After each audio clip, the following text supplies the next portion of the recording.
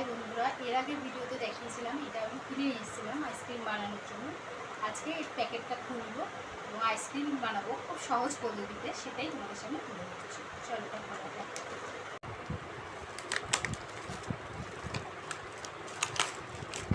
এটা এক এক রকম ডিজাইন। চলো আইসক্রিমটা বানানো যাক। প্রথমবার আমি এই স্লাইস দিয়ে আইসক্রিম বানিয়ে দেখছি কেমন হয়, সেটাই তোমাদের সামনে তুলে ধরছি। দেখো সব কটাতে আমি স্লাইস ঢেলে নিয়েছি, এবার আমি ঢাকা দিয়ে আটকে দিচ্ছি প্রত্যেকটাকে।